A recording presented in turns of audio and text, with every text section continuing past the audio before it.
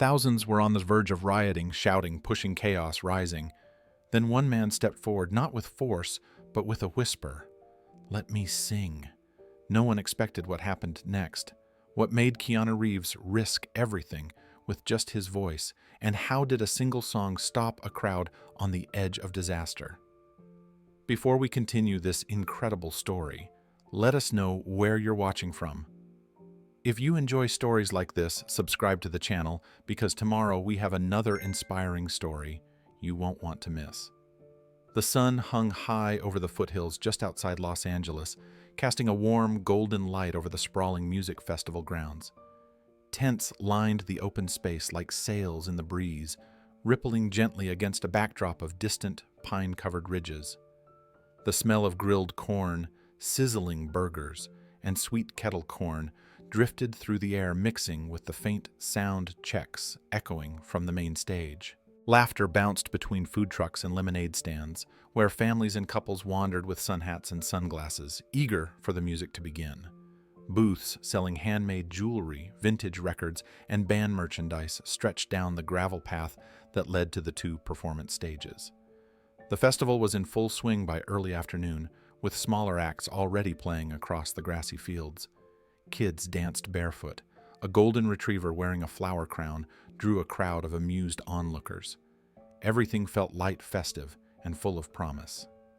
Backstage, tucked behind the tall scaffolding of the main stage, Keanu Reeves stepped out of a dark SUV, wearing jeans, a faded black t-shirt, and a baseball cap pulled low.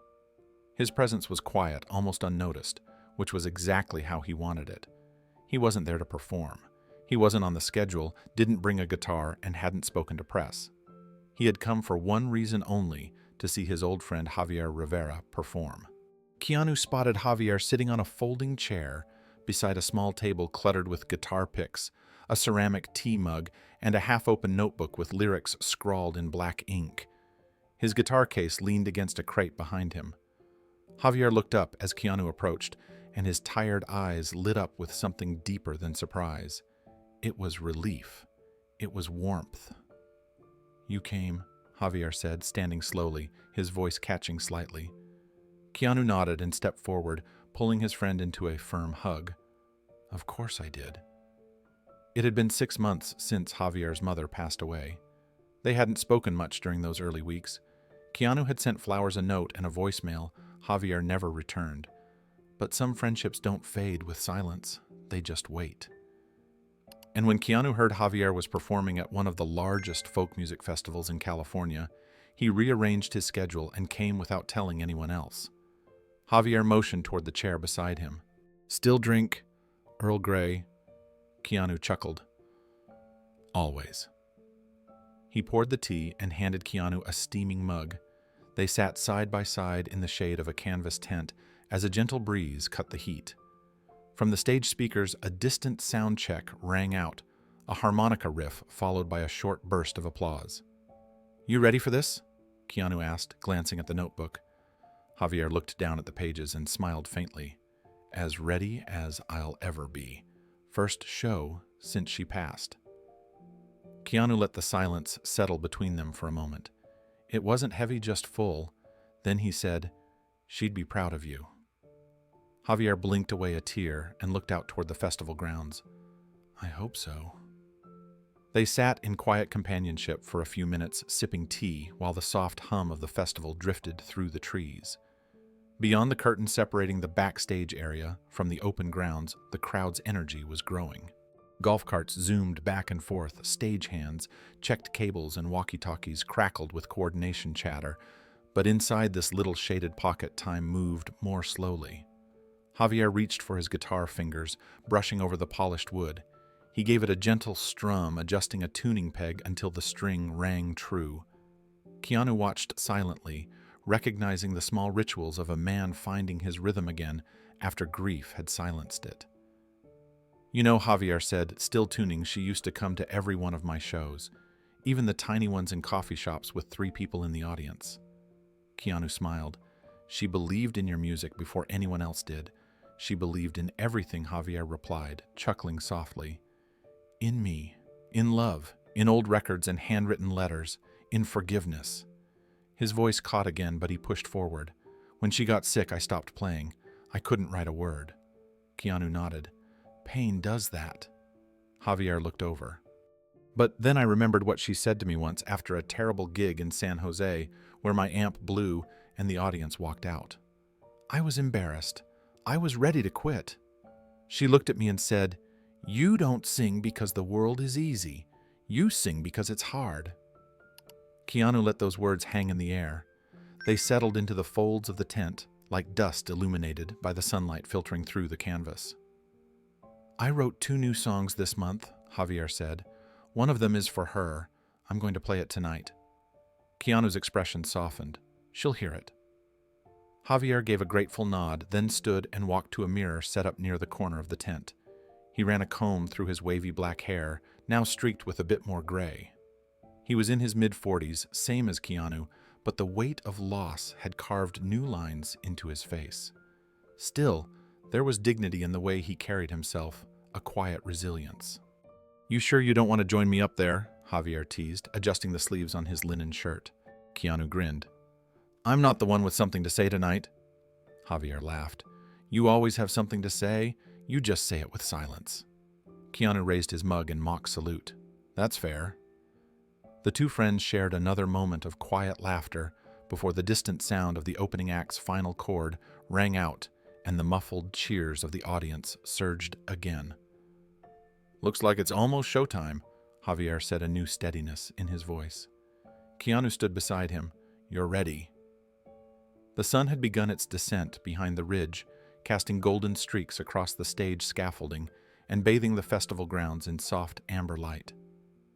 Keanu and Javier stepped out from the tent and into the fading warmth. A few crew members nodded respectfully as they passed. No one asked for autographs. The moment didn't call for it. They stood near the edge of the backstage platform, looking out over the rising sea of festival goers. Thousands of people sat on blankets or stood near the barriers, waiting for the evening sets to begin. Colorful flags fluttered along the stage poles. Laughter rolled across the field like distant thunder. Javier took a deep breath, breathing in the dusty scent of grass, sweat, and electricity. He closed his eyes for a moment as if gathering something fragile inside his chest, then opened them again with a calm focus Keanu hadn't seen in a long time. "I was scared this place would swallow me," Javier admitted, watching the crowd. "But I think I just needed to remember why I sing in the first place." Keanu looked over at him. "Not to be heard, but to heal." Javier nodded slowly. "Exactly that." From behind them, a stagehand called out, "Javier, you're on after the next set. They'll call you in 20. Javier gave a thumbs up and turned back to Keanu. "Thanks for coming. Really." "You don't have to thank me," Keanu said, placing a hand on his shoulder. "I needed this too." The 2 men smiled, the kind of smile forged through shared history, silent grief and hard-won understanding. They walked back to the tent, the late afternoon light chasing their shadows across the grass. Back inside, Keanu poured them each another cup of tea. The crowd's rumble grew louder as the next artist took the stage, strumming a lively banjo tune that had the audience clapping along.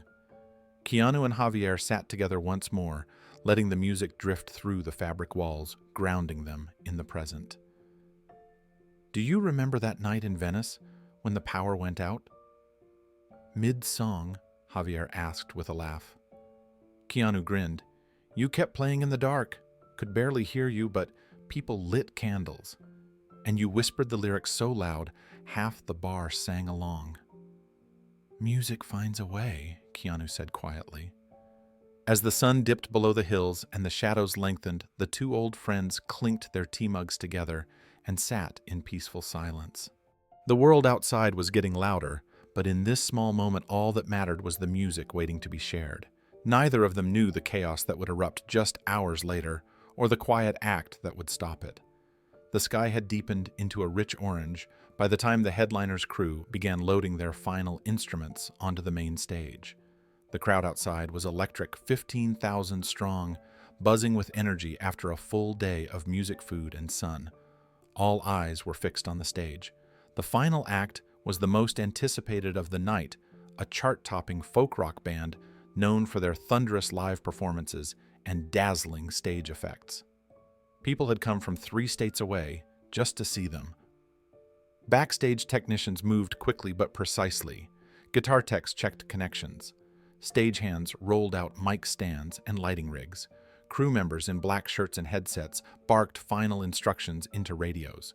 But just as the bassist's amplifier was wheeled into place, a sharp crack rang out near the edge of the stage's southern power grid.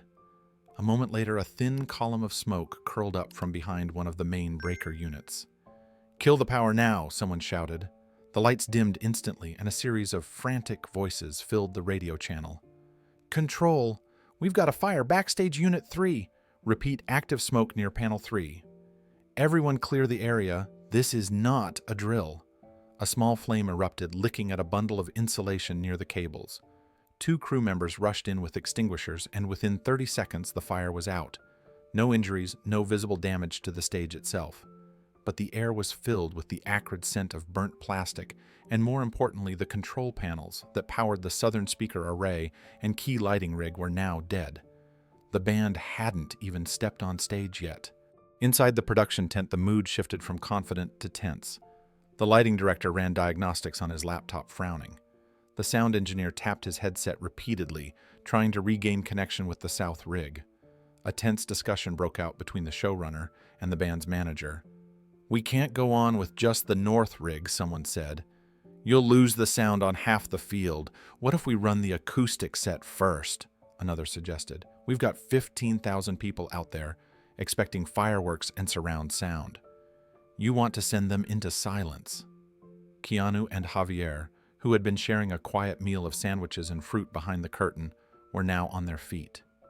They watched the scrambling crew members, the sparking wires, and the cluster of officials all talking over one another. "What happened?" Javier asked a passing stagehand. "Shorted the breakers. Power's out on the left side. Headliners stalled." Javier frowned. "How long, no one knows yet." From beyond the barricades, the distant pulse of the crowd continued to grow. The murmur of confusion had started. Keanu looked toward the darkened stage and narrowed his eyes. He didn't say a word. Not yet. The delay passed the 15-minute mark, then 20. By the time it hit 30, the tension in the air had shifted completely. What had once been excited anticipation was now unease. Festival-goers stood up from their blankets, craning their necks toward the darkened stage. Phones lit up the field like fireflies as people checked social media or tried to find out what was going on. But there were no announcements, no updates, just silence and empty stage lights. "Do you hear that?" Javier asked quietly. Keanu listened. It wasn't music, it wasn't cheering. It was the unmistakable sound of frustration beginning to spread through a restless crowd. From beyond the barricades, shouts began to pierce the air. "Where's the band?" "Turn the mic on. Are you kidding me?" A loud metallic bang rang out from the side fence. Someone had slammed against it. A security guard rushed over. Another voice yelled something unintelligible, and the crowd responded with a mixture of jeers and whistles. A few fans near the front climbed onto the railings, trying to get a better view.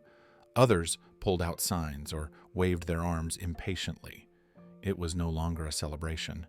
It was becoming a pressure cooker. Inside the production tent, the engineers were doing their best, but the system remained unstable. The south speaker array remained completely down. The lighting cue for the main band's entrance, an elaborate synchronized visual, couldn't be triggered without the full circuit. Backup systems failed to sync. The lead vocalist was pacing backstage with a towel around his neck, checking his watch. "We can't go out like this," the band's manager snapped. "They'll eat us alive.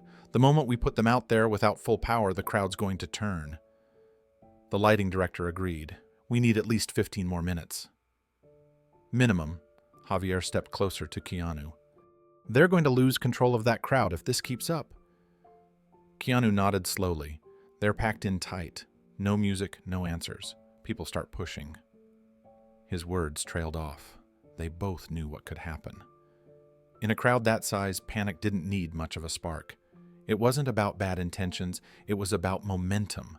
A single person falling, a misstep, a barrier breaking. It could spiral. Javier watched as the MC hesitated at the edge of the curtain, mic in hand, unsure whether to step out and address the crowd. The crew behind him looked paralyzed. Another loud chant began to swell outside. "We want music. We want music." Keanu folded his arms, watching the growing unrest like a slow-moving wave, headed straight for the stage. The crack in the system wasn't just technical now, it was emotional, and it was spreading. The field of people had become a restless ocean. Waves of noise rolled forward, impulses chants, turning into boos, into angry shouts. The security teams positioned along the barricades tightened formation. A bottle flew from somewhere deep in the crowd, bouncing harmlessly off the stage, but drawing gasps from those nearby. Tension snapped across the field like static in the air before lightning. Backstage, the headliner's drummer swore under his breath and threw his sticks to the ground. The lead singer was arguing with the tour manager. "We've got to say something," he said, pointing toward the chaos. "They're turning on us. No one is saying a word until we know the rig is stable," the manager snapped. The MC, now visibly sweating, looked to the showrunner for direction. She shook her head. "We can't promise anything to that crowd if we don't know how long it'll take." Javier glanced sideways at Keanu. "They're not going to be able to hold this back much longer." Keanu stared at the entrance to the stage, the flapping black curtain that led out to the floodlights, and the pressure. His jaw tensed slightly. He could feel the unraveling, more than just noise. It was the kind of emotional collapse that happened when people expected joy and were given silence. And silence, in the wrong context, felt like abandonment. A young woman nearby, one of the assistant stage managers, took off her headset and pressed her palms to her ears. "I can't do this," she whispered. "It's too loud. It's too much." A voice broke over the walkie channel. "Crowd control at the front gate is asking for backup. People are pressing forward. We need more staff at Sector C immediately." Another bottle flew, this one hitting the front rail. Someone in the middle. Crowd shouted an insult at the MC, who froze in place, mic still off. The stagehands did nothing. The press photographers pulled back toward the media area. The air felt like a balloon that had expanded too far, just waiting for the first tear. Keanu looked around, then back toward the production tent. No one was moving. Then he did. He stepped quietly past the curtain, not toward the crowd yet, but toward the MC. "Give me the mic," he said, his voice low but steady. The MC blinked, startled. "Keanu, what are you? Just give me the mic." There was a beat of hesitation, then he handed it over. Keanu stood at the edge of the stage, just out of view. The crowd's voices were a roar now, but he didn't look afraid.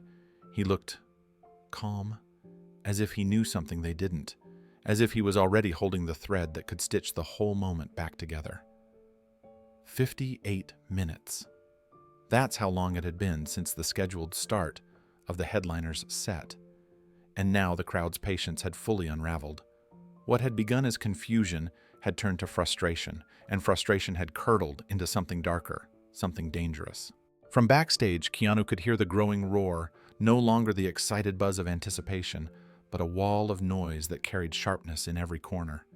Voices overlapped in chants and curses. One section of the crowd stomped in rhythm, creating a thunderous pulse that made the barricades tremble. Security lines were visibly strained. Guards stood shoulder to shoulder in fluorescent vests, gripping radios and pushing back against the increasing press of bodies. In the front section, just behind the VIP barrier, a small commotion erupted. Someone shoved forward, trying to get a better view of the still empty stage. In the chaos, a teenage girl stumbled her foot, catching on a discarded cup. She hit the ground hard, her elbow scraping against the gravel. Keanu saw it happen. He moved before anyone else did. As others stepped back in the sudden burst of motion, Keanu knelt beside her. She couldn't have been older than 15. Her face was pale, eyes wide and glassy with shock. Her left arm was bleeding, a scraped elbow, nothing deep, but enough to draw panic. The crowd around her surged forward again, oblivious. Keanu raised one hand, high palm, out silently, signaling for space. With the other, he gently helped her to her feet. She looked up at him confused, trying to process his presence. "You okay?" he asked softly. She nodded slowly, still trembling. Behind them, another shout rose, a man in his 20s yelling about beer being spilled on his jacket. It escalated quickly. Someone shouted back. Then came a shove. Another man turned and swung a fist. A punch connected. Security scrambled. People screamed. The MC stepped onto the stage, finally speaking into the mic. "Ladies and gentlemen, please be patient. We're experiencing technical delays, just a little longer." His voice was met with jeers and a volley of plastic water bottles. "Where's the band? This is a scam." From the sound booth, a desperate feedback squeal cut through the air, silencing the microphone entirely. The MC's words were swallowed by the noise, leaving him standing useless in the spotlight. His shoulders slumped as he turned away. Keanu walked the teenage girl to the side gate where a medical staffer took her gently by the shoulders and led her toward the first aid tent. As she left, she turned to look at him again, confused, still scared but safe. He turned back toward the stage, eyes scanning the crowd. The crack in the system had become a split, and no one backstage seemed to have a plan. Backstage was chaos wrapped in silence. No one was speaking, but everyone was moving frantically, aimlessly. The sound crew tried rerouting power through temporary lines, cursing under their breath as error messages flashed on their screens.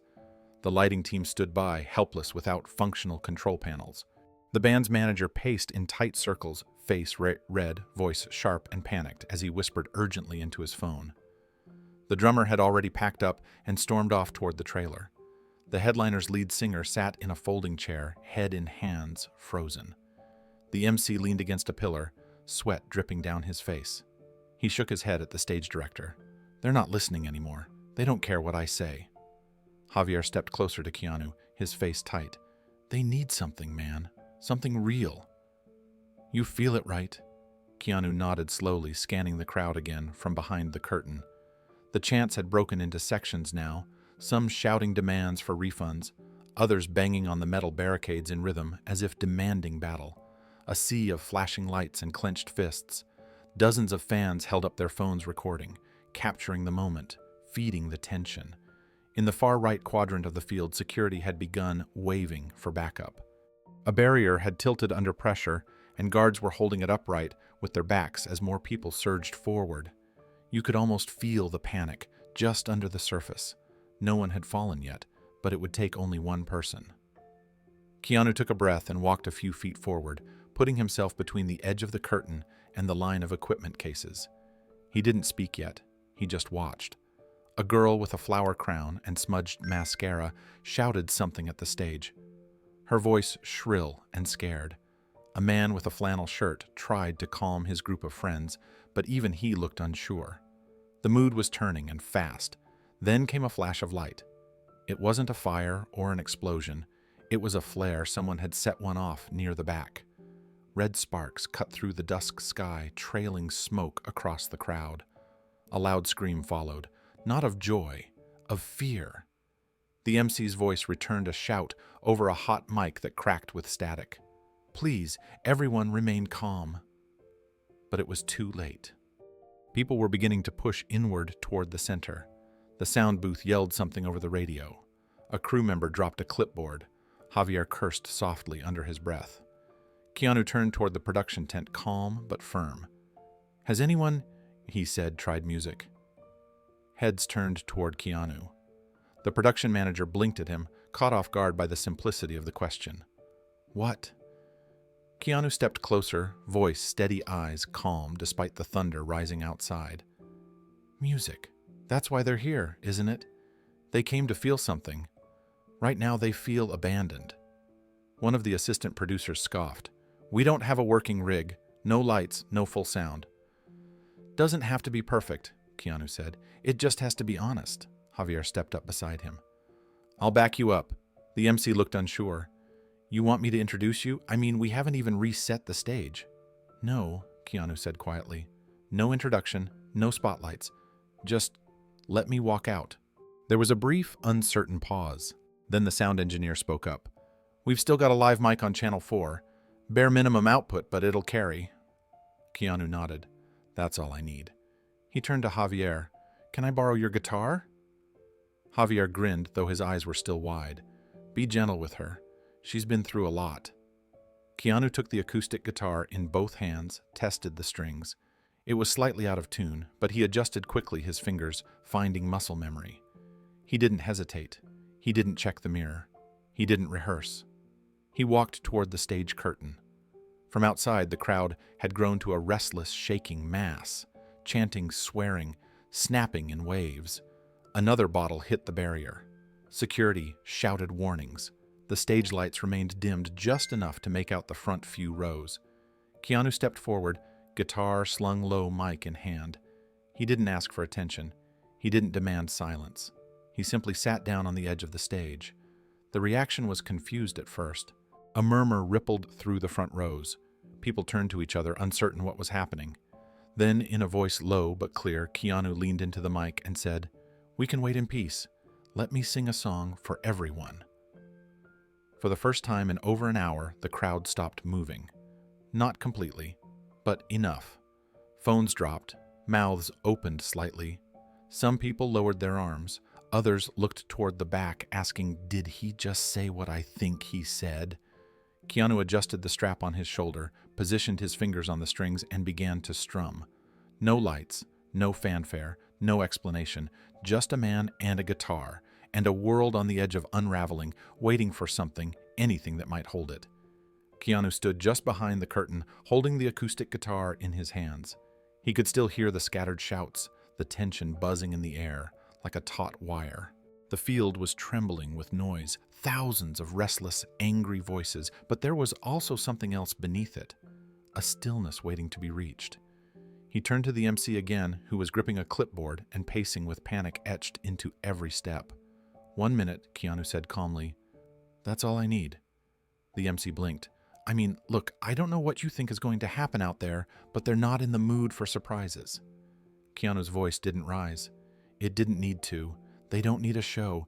They need something true. The MC hesitated, then slowly handed him the live mic from Channel 4. "It's not much, but it works." "Good."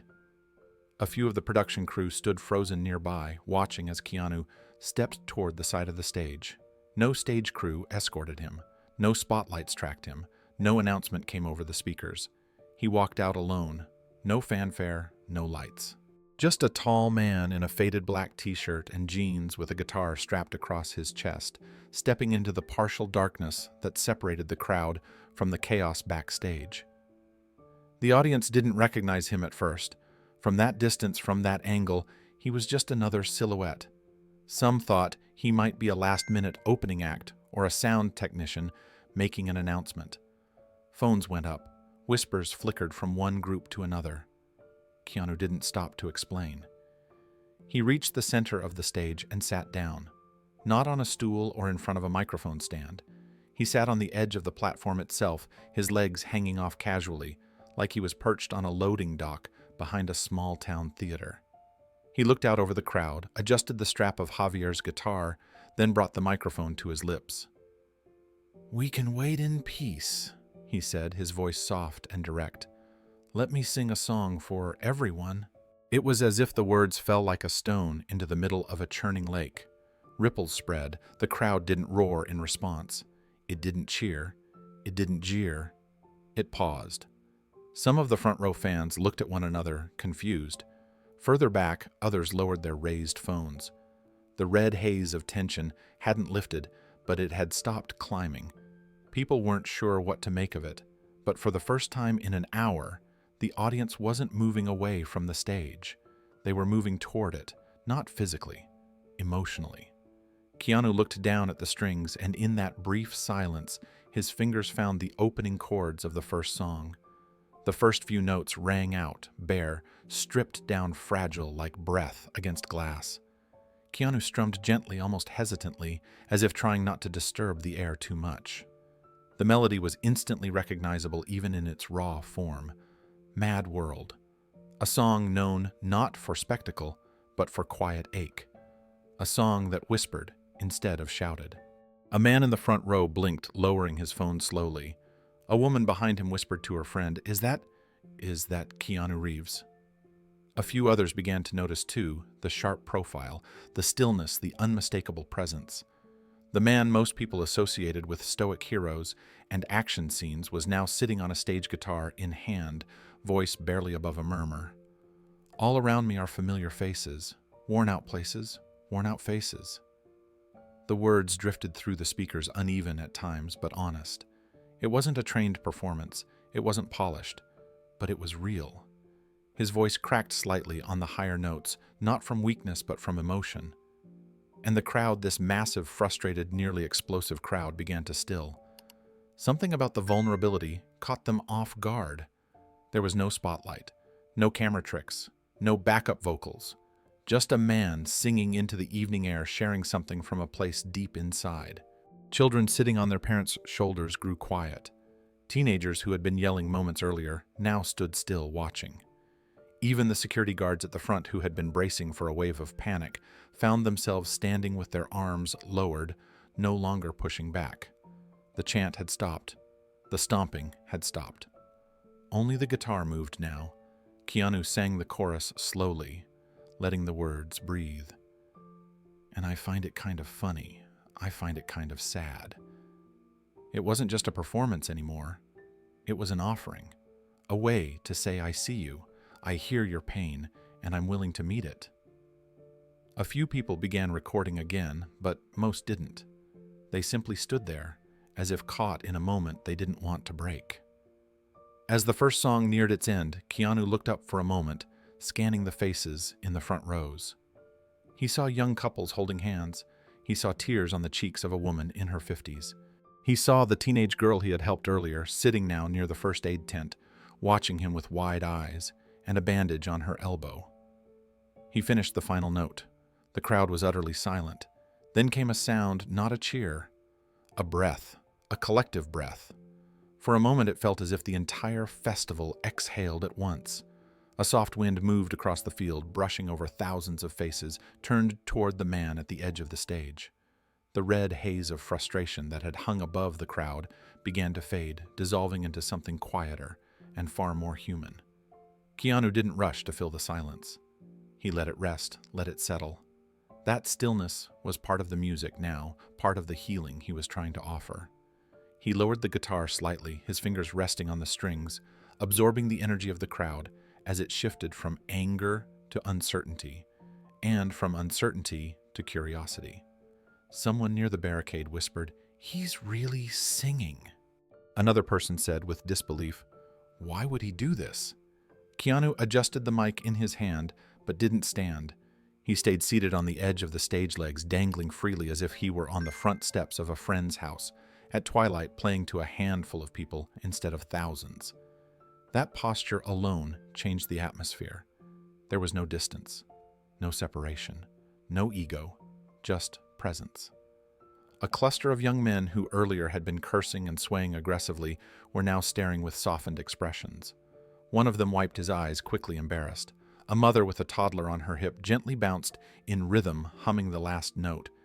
Even the security team exchanged glances, astonished at the transformation happening right in front of them. Keanu brought the microphone closer again. His voice remained steady and calm. "We can't control everything that happens around us," he said, "but we can choose how we move through it. We can wait in anger, or we can wait in peace." The words rolled over the crowd like warm air, gentle and sincere. And this time no one shouted back, no one mocked him. The field was listening. He lifted the guitar once more and strummed a soft progression, not yet forming a full song, just letting the chords drift like smoke into the air. People leaned forward unconsciously, drawn to the intimacy of the moment.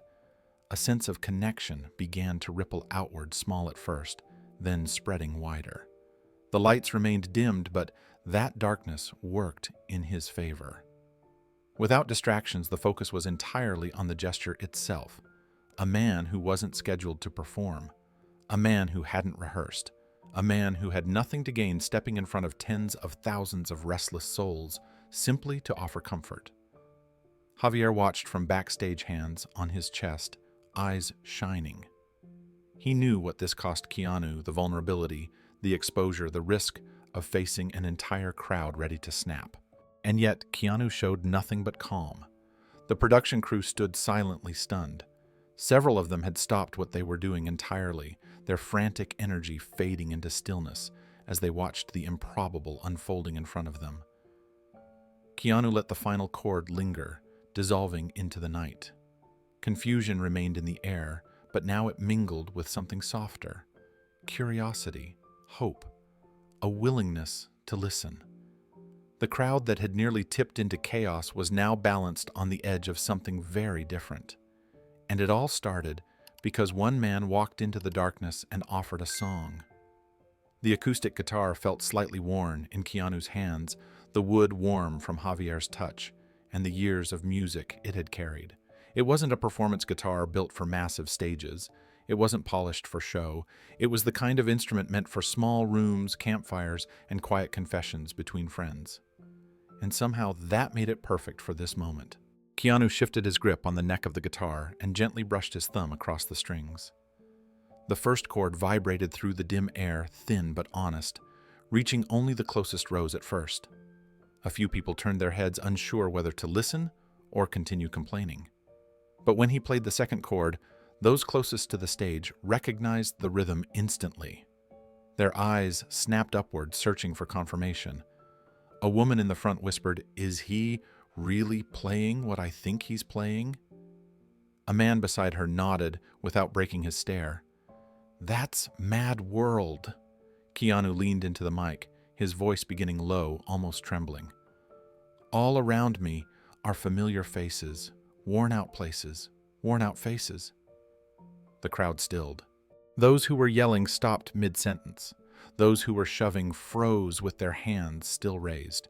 The sound of tension, thumping feet, sharp voices rattling barricades began to dissolve into an unexpected quiet. People recognized him now, but not in the way they recognized a celebrity walking on stage. They recognized him the way someone recognizes a voice from a distant memory, one that hits deeper than expected. The sound crew inside the booth scrambled to adjust the remaining live equipment. Someone managed to route power to one functioning spotlight. It flickered once, then steadied, casting a gentle pale beam over Keanu. Not dramatic, not blinding, just enough to outline the shape of a man sitting on the edge of a stage, playing to thousands as though he were playing to one. He continued, his voice gravelly and imperfect, but vulnerable, in a way that pierced through the noise more sharply than any polished performance could. "Going nowhere, going nowhere." A group of teenagers who had been at the center of the earlier pushing now stood, shoulder to shoulder, no longer fighting the tide of bodies. One of them lifted a trembling hand to his chest, mouthing the lyrics in sync. The girl beside him wiped her cheek and looked around as though seeing the crowd for the first time. Keanu didn't look at anyone in particular. His eyes were fixed on the guitar and occasionally the horizon beyond the festival lights. He wasn't performing for approval. He was sharing something private, and somehow the enormity of the crowd made it even more intimate. The chords continued steady but soft, anchoring the moment.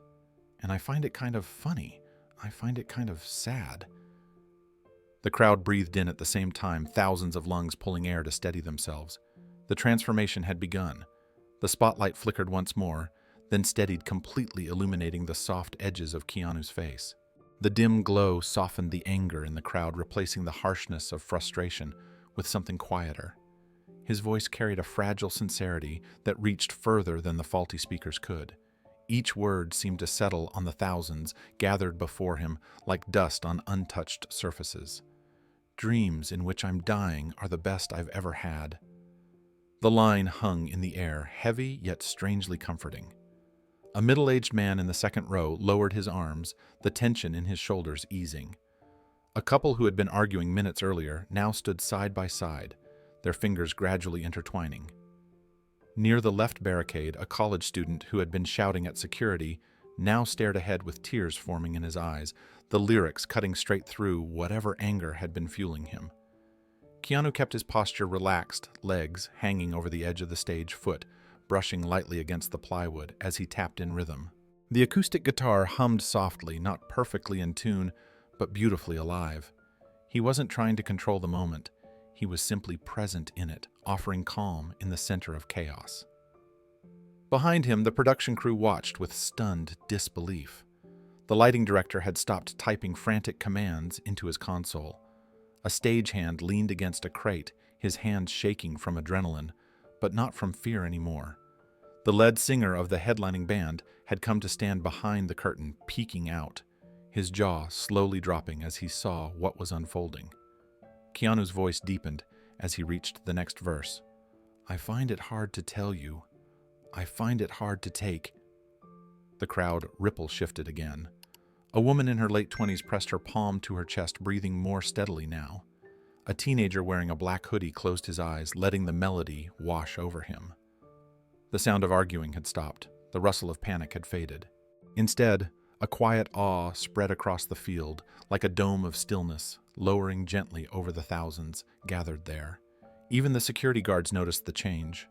One of them, a veteran officer with years of riot control experience, whispered to the guard beside him, "I've never seen anything like this." The younger guard nodded, slowly, eyes fixed on Keanu. It's like he flipped a switch. The teenage girl Keanu had helped earlier sat near the first aid tent, bandaged, but alert. She pulled her knees to her chest and listened, her breathing syncing with the slow, steady rhythm of the guitar. She wasn't thinking about the fall anymore. She wasn't thinking about the crowd. She was thinking about how a stranger had offered his hand before anyone else, and now that same stranger was offering his voice to everyone. As Keanu reached the next chorus, the first faint voices of the crowd rose with him. Soft at first, unsure but present. And I find it kind of funny. I find it kind of sad. It wasn't loud enough to overpower him. It wasn't polished or coordinated, but it was the beginning of something important, the beginning of unity. The quiet voices in the crowd grew stronger, threading themselves through Keanu's melody, like strands of light finding their way through darkness. He didn't look up right away. His eyes stayed partly closed as his fingers moved gently along the strings, each chord echoing out into the warm night air. The song was fragile, stripped bare of production, but somehow that fragility made it stronger. When he finally lifted his gaze, he saw faces transformed. Where there had been anger, there was now softness. Where there had been shouting, there was quiet listening. A young man with a chain around his neck wiped a tear with the back of his hand. A woman in a denim jacket pressed a tissue to her eyes. People who moments earlier had been strangers pushing against each other now stood shoulder to shoulder, breathing together, sharing the same moment of unexpected stillness. Keanu leaned into the mic again, his voice deepening as he reached the final verse. "Went to school, and I was very nervous. No one knew me. No one knew me." The field was nearly motionless. Even the wind seemed to pause, as if unwilling to disturb the fragile peace settling over the festival. The guitar's resonance drifted across the grounds, carried by the one functioning speaker and thousands of silent hearts. Across the barricade, a group of teenagers who had been shouting earlier now sang softly along with him, their arms linked together. One of them bowed his head as though the music were some kind of release he hadn't known he needed. A mother holding her toddler rocked gently from side to side, keeping time with the melody. Every eye that met Keanu's held the same unspoken message: something had shifted. Something had healed. Keanu closed his eyes again as he reached the final haunting chorus. "The dreams in which I'm dying are the best I've ever had." The words drifted away on a single steady breath. He let the last note hang in the air, not rushing it, not forcing it, just letting it fade naturally into the quiet that had overtaken the crowd. He strummed the final chord and let his hand hover on the strings, muting them gently. The note dissolved completely, leaving a silence so deep it felt sacred. No one clapped, no one cheered, no one moved. It was a silence born not of confusion or expectation, but of awe. For the first time since the delay began, the field was entirely still. 15,000 people stood frozen in a shared moment of unexpected peace, their anger draining away like water slipping through open fingers. From backstage, Javier covered his mouth with both hands, overwhelmed. The sound crew exchanged glances, realizing they were witnessing something rare, something beyond technical issues, beyond schedules, beyond music itself. Keanu lifted his hands from the guitar and rested them in his lap. He didn't stand. He didn't bow. He simply breathed with the crowd, letting the silence hold them all together for a few more seconds. The field remained quiet, almost reverent, because somehow a single song had brought thousands back from the edge. The silence that followed the last note of Mad World felt almost unreal. Thousands of people stood frozen, breathing the same quiet air. It was a silence no one had expected, not the organizers, not security, not the crowd itself. Keanu remained seated on the edge of the stage, hands resting on the guitar, eyes lowered as the weight of the moment settled. Then a single voice rose from somewhere in the middle of the crowd. It wasn't a shout of anger or frustration. It wasn't a demand. It was a request spoken with trembling hope. Play. Another A-ripple moved through the field. Heads turned. People looked at one another, unsure if they had really heard it. Then someone else echoed it, softer but clear. Another one. A third person joined in, then a fourth. Play. Another. Keanu lifted his eyes and looked out over the sea of faces. Not one looked angry anymore. They looked open, tender, vulnerable. The storm that had been building inside the crowd had dissipated, replaced by something gentler and fragile. He smiled, small, almost shy, and nodded. A soft murmur of relief and gratitude swept across the field. Keanu shifted the guitar in his lap, adjusting the tuning with slow, deliberate twists of the pegs. The sound was subtle, but those closest to the stage leaned in, anticipating. Javier watched from backstage, his hands pressed firmly over his heart. The stage crew stood motionless behind crates and cables, their tears not yet fully wiped away from the first song. Keanu strummed a slow, resonant chord, then another. The notes were unmistakable. Even in the dimness, even through the imperfect speaker, they floated like a prayer rising into the night. Leonard Cohen's Hallelujah. The crowd gasped, not loudly, but in a collective breath that swept through the field. A mother near the front clutched her toddler closer, swaying instinctively. A group of teenagers who had been at the edge of panic minutes earlier now stood still, their eyes glistening as the melody washed over them. Keanu leaned toward the mic and began the first verse, his voice rough but steady. I heard there was a secret chord that David played and it pleased the Lord. His voice wasn't polished. It wasn't meant for perfection, but it carried a warmth that reached every corner of the festival grounds, reconnecting people to something deeper than the loud frustration they had felt before. As he sang, the crowd began to soften even further. The anger that had threatened to spill over earlier now felt like a distant memory, replaced by a gentleness that pulled everyone into the same emotional orbit. By the time he reached the second verse, the transformation had begun. People closed their eyes, some held hands, and the night leaned closer to listen. The chords of Hallelujah rolled gently across the grounds like waves washing against a quiet shore. Keanu's voice carried a soft ache, steady but unpolished, the kind of sincerity that pulled people closer without effort. The lyrics weren't rushed. Each word seemed to fall with its own weight, sinking into the hearts of thousands who stood listening in stillness. As he reached the chorus, the first few voices from the crowd rose almost instinctively. Hallelujah, hallelujah. At first, only a handful of people sang. A young couple in the front row, a group of friends near the left barrier, a mother with her child resting on her shoulder. But then the sound spread, picking up voices from every direction. People who minutes earlier had been yelling at security now stood, shoulder to shoulder, singing along in soft harmony. A teenage boy in a black hoodie wiped his face and lifted his chin, singing with a shaky voice that grew stronger with each repetition. His friend, who had been pushing through the crowd earlier, placed a hand on his back and joined in. Two strangers who had argued over standing space now shared the same rhythm, their voices blending as though they had come together as a group. The security guards who had been bracing for the worst now relaxed their posture. One of them closed his eyes for a moment, letting the music settle into his breathing. Another smiled gently, something he hadn't done all night. Backstage, the stagehands and crew watched with stunned awe.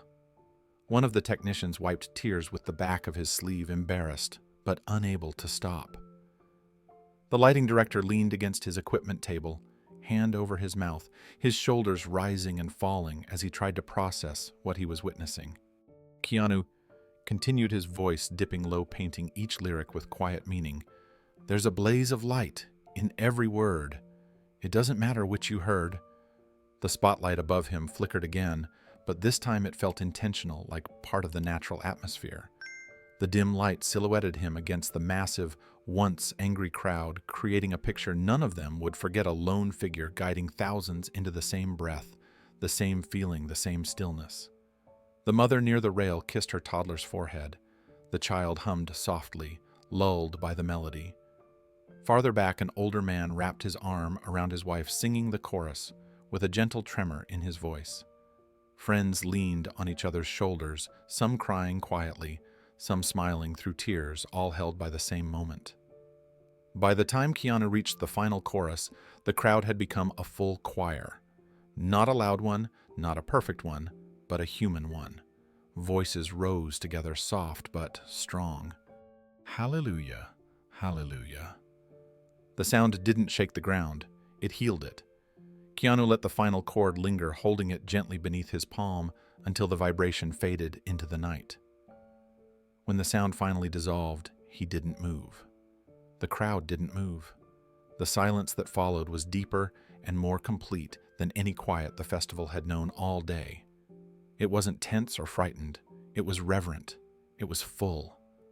15,000 people stood still, hands clasped, arms around one another, heads bowed, faces lifted, breaths soft and even.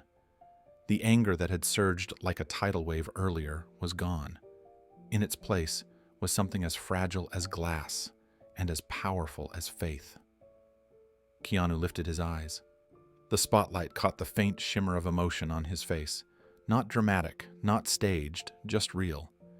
He breathed in slowly, letting the moment settle before placing the guitar carefully beside him on the stage floor. When he finally spoke, his voice was quiet, barely above a whisper. "Thank you," it was all he said, and yet it felt like a benediction. In the first few rows, a young woman pressed her hands to her mouth, trying not to cry. A teenage boy with smudged eyeliner wiped tears from his cheeks with the backs of his hands. The group of teenagers who had been shouting the loudest earlier now stood with their arms around each other's shoulders, all eyes still red but peaceful. A mother continued to sway with her child, rocking gently even though the music had stopped. Farther back, a man in a denim vest clasped the hands of two strangers he didn't know and whispered something only they could hear. A wave of quiet gratitude rippled through the crowd, soft but unmistakable. Backstage, the effect was just as profound. The sound engineer, who had been sweating and shaking during the earlier chaos, now wiped tears with his shirt. The lighting director stared at the stage as though witnessing a miracle.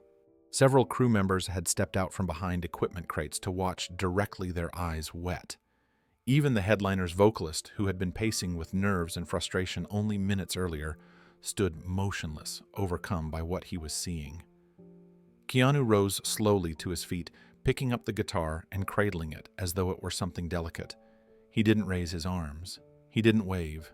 He simply stood there, present and humble, letting the crowd decide how they wanted to respond. The applause began softly, not the explosive roar of a typical festival, not wild screams or chants. It started as a gentle patter of hands, tentative, grateful, honest. Then it grew, still controlled, still soft, but warm enough to fill the entire field. A kind of applause that didn't celebrate spectacle but honored sincerity. Some clapped through tears, others clapped through shaky laughter. A few simply pressed their palms together, unable to find the right way to express what they felt. Keanu bowed his head slightly, not out of performance, but out of respect for what had just happened. Then he stepped back from the edge of the stage, not to command the moment, but to give it back to the people. The soft applause slowly faded, leaving behind a quiet stillness that spread across the festival grounds like a warm blanket. Keanu remained standing at the edge of the stage for a few more seconds, eyes lowered, letting the energy of the moment settle. Then he lifted the microphone again, holding it gently between his fingers. His voice was calm and steady. "We all came for something beautiful," he said. "Let's hold on to that." The words drifted outward, carried through the speakers in a gentle wave. No one shouted back. No one argued. The field, once a storm waiting to break, now felt like a sanctuary. People listened as if he had said something sacred. Keanu lowered the mic. He didn't ask for applause. He didn't raise his hands. He simply stepped away from the edge of the stage, set the microphone down beside the guitar, and walked toward the shadows without turning back. No curtain call, no lights, no spotlight chasing him. He disappeared as quietly as he had arrived. The crowd remained still, watching the empty stage with reverence. Some clasped their hands to their chests, some hugged their friends, others simply breathed in as though they had forgotten how to do so earlier in the evening. Then the MC stepped out, the microphone shaking slightly in his hands. His voice was hoarse. "Everyone, thank you for your patience. The main band is almost ready. We're running final checks now." A few murmurs rippled through the crowd, but none of them held impatience. No one shouted at him. No one threw anything. The calm that had settled over the field didn't disappear. It lingered as if held in place by an unseen thread. Keanu's 2 songs had already become the heart of the night. Backstage, while the technicians scrambled to restore the last bits of equipment, Keanu walked off to the side, blending into the darker corner behind a stack of crates. He wasn't looking for attention. He wasn't waiting for praise. He just wanted to stand still for a moment and let the air settle inside him. Javier found him first.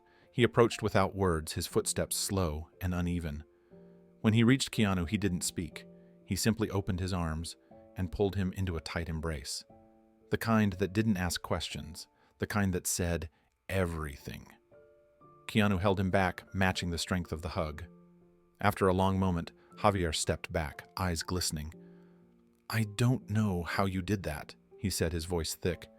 "They were about to tear this place apart." Keanu shook his head. "I didn't do anything. They just needed space to breathe again." Javier wiped at his eyes, overwhelmed. "You gave them more than space." The sounds of equipment being reconnected echoed softly nearby. Crew members moved around in a stunned hush, still processing what had happened. Some had tear tracks on their cheeks. Others moved more slowly than before, as though they didn't want to disturb the peace that had settled over the grounds. Keanu leaned against the backstage railing, eyes drifting toward the small gap in the curtain where the glowing field was visible. He wasn't thinking about the performance. He wasn't thinking about the attention. He was thinking about how close everything had come to breaking and how fragile the line between chaos and calm truly was, and how sometimes stillness was the only thing strong enough to hold it together. The backstage area was usually loud, before a headliner performance crew shouting cues, managers checking schedules, instruments tuning last-minute changes, buzzing through radios. But now it felt strangely quiet. People walked more softly. Voices dropped to whispers. It was as if the entire team had collectively agreed that speaking too loudly might shatter the delicate peace Keanu had created. The lighting director approached the MC, his expression still dazed. "I've done this job for 20 years, he murmured. "I've never seen a crowd turn like that. Not in seconds. Not like that." The MC nodded slowly. "I thought they were going to riot. I thought we were done." He looked back toward the stage, but he sat down, and they sat with him. Nearby, a stagehand leaned against a stack of speaker cases, wiping the back of his hand across teary eyes. "I don't even know why I'm crying," he said softly to another crew member. "It just hit something." The other crew member nodded. "Music does that, but tonight, it wasn't just music." Javier stayed at Keanu's side, watching his friend closely. He knew the look in Keanu's eyes, the quiet introspection that came after moments of intense emotion. Javier reached out and touched his shoulder gently. "You okay?" Keanu nodded. "Yeah, just thinking. What about how fragile everything is," Keanu said. "How fast people can fall apart. and how fast they can come back together. Javier exhaled slowly, the truth of the words settling between them. You didn't just calm them, he said. You helped them remember themselves. Keanu didn't respond. He didn't need to. He simply watched the field where the crowd now stood in an almost meditative hush, waiting patiently for the night to continue. In the far distance, a technician's voice crackled over a walkie-talkie. We've restored power to 90% of the rig, running a full test now. Another voice copy, lights coming online. Soft beams of color began to glow faintly from behind the stage, testing sequences flickering like distant stars.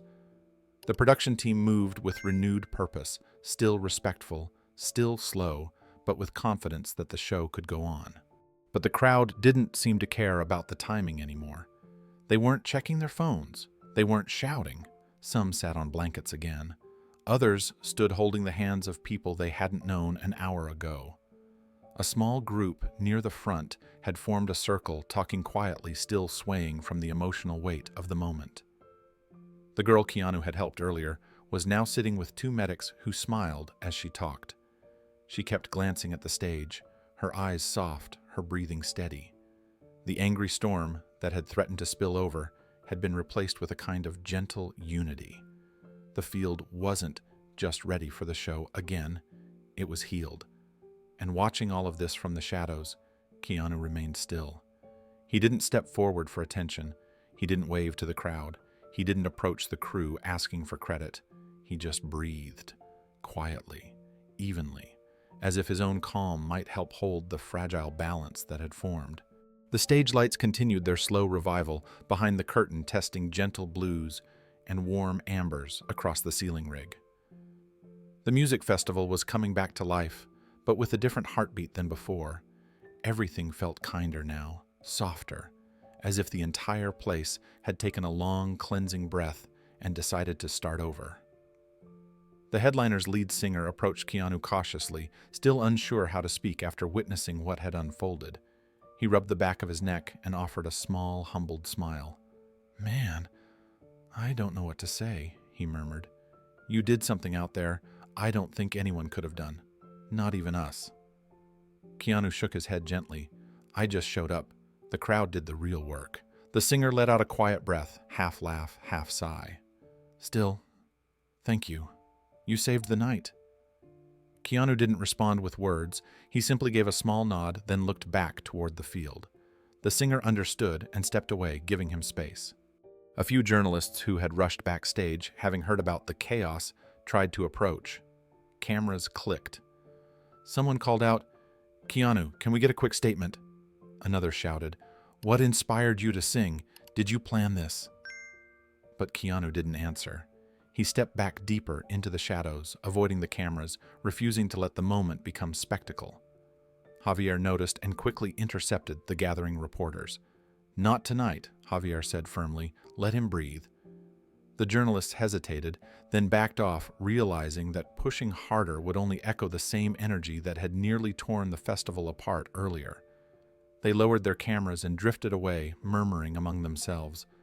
The production team returned to full motion, but their actions no longer carried the frantic edge of crisis.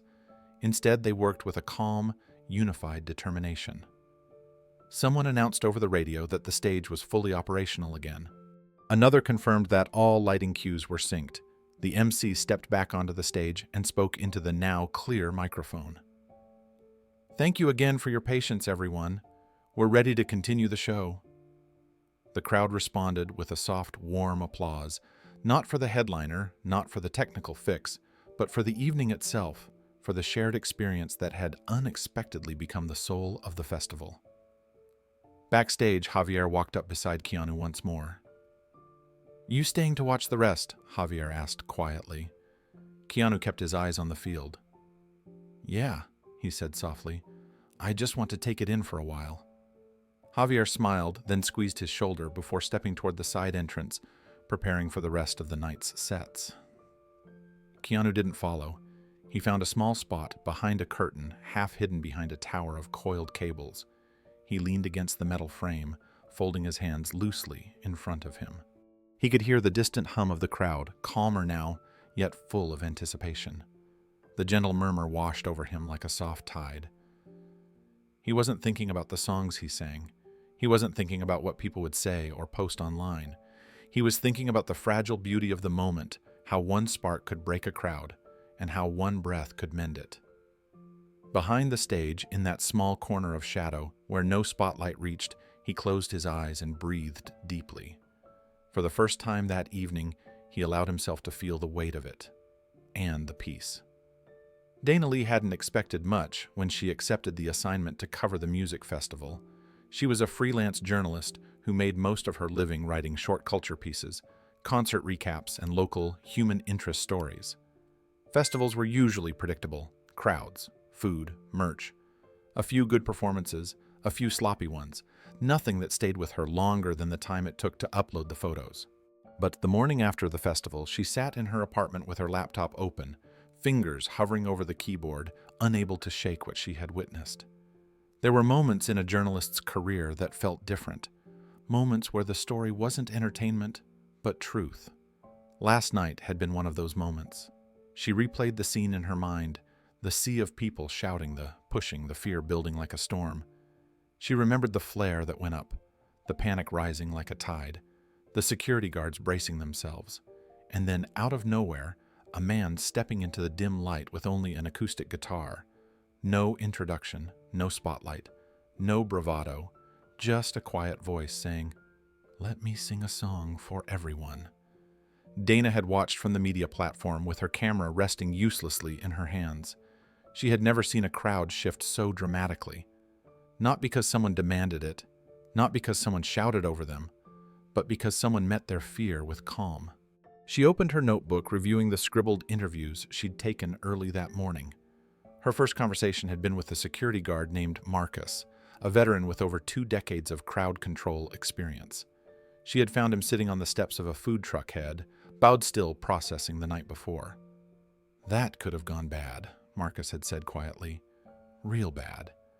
I've seen crowds turn. I've seen what happens when panic takes over. We were minutes from losing control. But then he sat down on that stage like he wasn't afraid of anything. I don't know how to explain it, but it changed everything." Dana had written his words quickly, recognizing the gravity in them. Next, she had spoken with the teenage girl Keanu had helped. Her name was Emma. She had a thin bandage across her elbow and small flecks of dried blood near her wrist, but her voice was steady. "I fell because everyone was pushing," Emma said. "I thought people were going to trample me. And then someone pulled me up. I didn't know who it was at first. I was just scared. But he looked at me like everything was going to be okay. And then he sang. I've never heard a crowd go that quiet before." Dana had thanked her, moved by how genuine the girl's words were. Finally, she had tracked down the MC, who still looked exhausted. His voice cracked a little when he spoke. "He saved us," the MC said. "I'm not exaggerating. We tried to talk to the crowd, and they didn't want to hear us. But him. He walked out there like he belonged to them, and for the first time all night they listened." Dana stared at the blank document on her screen, knowing she had something important, something that wasn't just a concert recap. This was a story about fear, about humanity, and about how one person's stillness had softened thousands of angry hearts. She took a breath and began typing. "The Man Who Calmed a Riot with a Song." The title felt right. True, simple enough to carry the weight of what happened. She described the tension of the moment, the danger that had threatened to erupt, the fear that rippled through the crowd when the delay stretched into an hour. She detailed Keanu stepping out without fanfare, sitting at the edge of the stage as if he were singing to a handful of people rather than thousands. The article wasn't dramatic. It didn't need to be. The truth was powerful enough. Dana continued typing, letting the story unfold with the clarity of someone who had witnessed something rare. She described how the first notes of Mad World drifted across the field like a thread pulling 15,000 people back from the edge. She wrote about the way voices slowly joined his, not because he asked, but because the crowd needed something to anchor themselves to. She explained how the tension dissolved, replaced by something almost sacred. She included the moment Keanu shifted seamlessly into Hallelujah. how strangers held hands, how security guards lowered their arms, how the entire festival became a choir under a single dim spotlight. She wrote that people didn't record the moment for likes or attention. Most lowered their phones, unwilling to interrupt what felt like a collective heartbeat. She quoted Marcus the guard. She quoted Emma, the teenage girl. She quoted the MC, who said he had never seen anything like it. Then she added her own perspective, not as a reporter, but as a witness. He didn't demand silence, she wrote. He created it. He didn't ask the crowd to calm down. He gave them a reason to. There was no ego in the way he sang No Performance, in the way he stepped onto that stage. It was the quietest act of courage I've ever seen. Dana paused, rereading the final paragraph. It felt honest. It felt complete. She ended the article with one final line, the one that had been echoing in her mind since the moment she left the festival grounds. Not all heroes shout, some just sing. She hit publish. Within an hour, the article was shared 1,000 times. Within 3 hours, major outlets picked it up. By evening, it had gone viral, screenshots, quotes, and clips flooding social media platforms. People around the world commented about moments when music had saved them, calmed them, reached them when nothing else could. And through it all, Keanu said nothing. He didn't comment. He didn't respond. He didn't claim the moment. He simply remained quiet, just as he had been on that stage. By the next morning, the festival grounds were still being cleaned, but the internet had already erupted.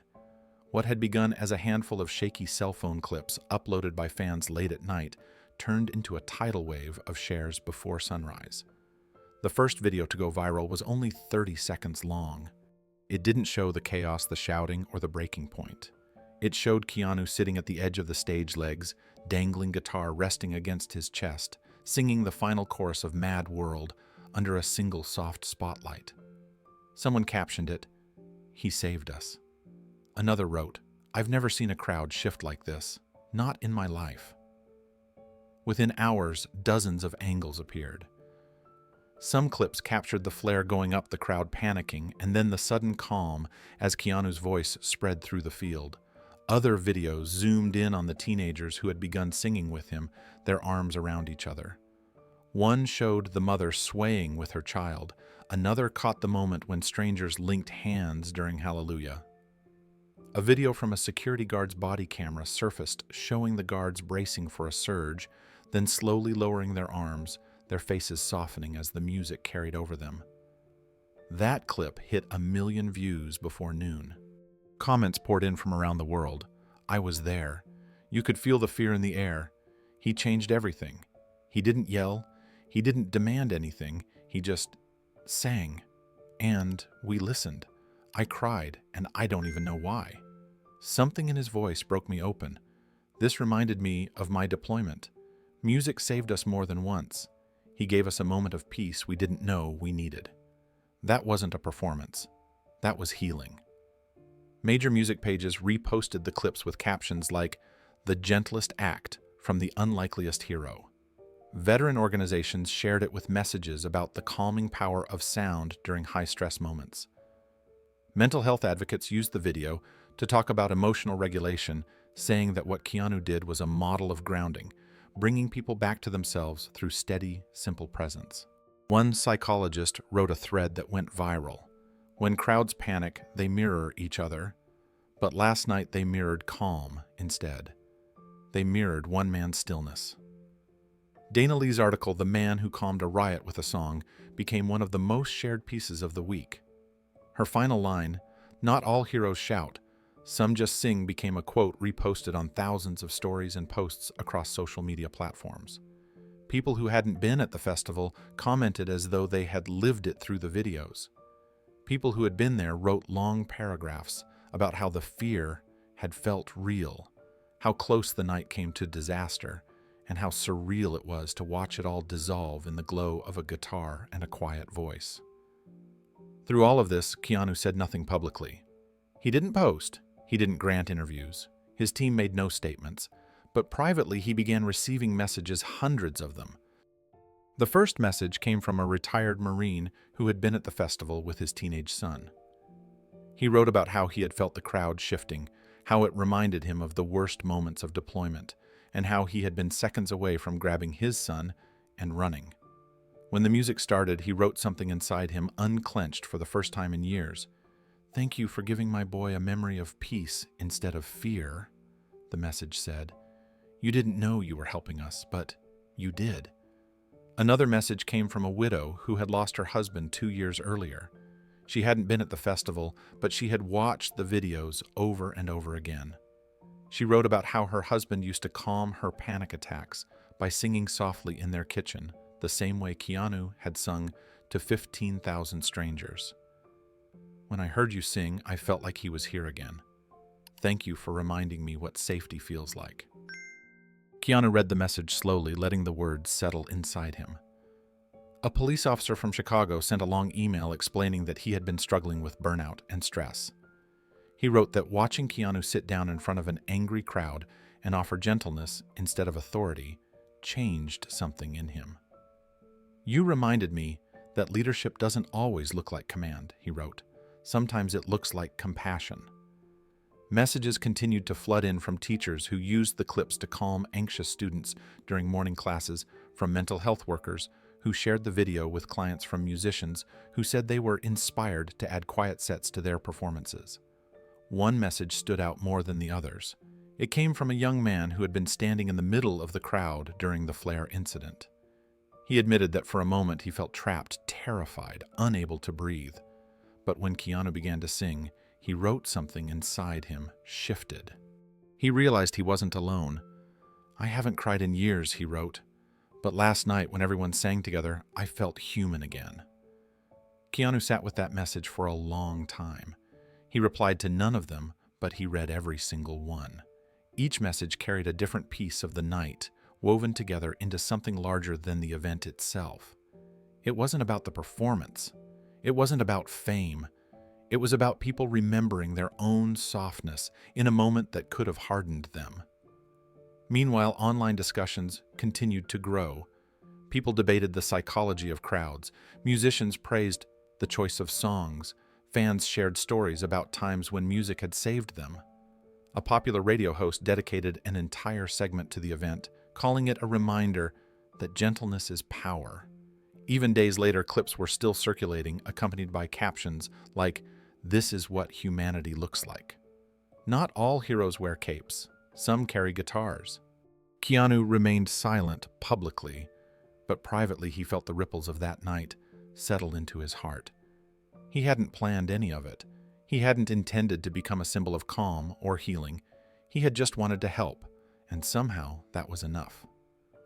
The festival grounds looked different the next afternoon. The crowds were smaller, the energy softer, as if the valley itself remembered the night before and chose to move more gently because of it. People walked slowly between food stands, talking in hushed voices, exchanging knowing looks, as though they all carried the same quiet memory they didn't want to disturb. Javier stood backstage with his guitar case open, tuning each string by ear. His hands shook just slightly. He had performed in front of big audiences before, but today meant something else. Today wasn't about exposure or career momentum. It wasn't about impressing a producer or making it into a blog review. It was about honoring a promise he had made to himself, to his late mother, and to the friend who had helped him survive the last impossible months. Keanu was there too, leaning against a support beam near the far side of the stage. Shoulders relaxed, expression soft. He didn't plan to step into the spotlight. He didn't want attention.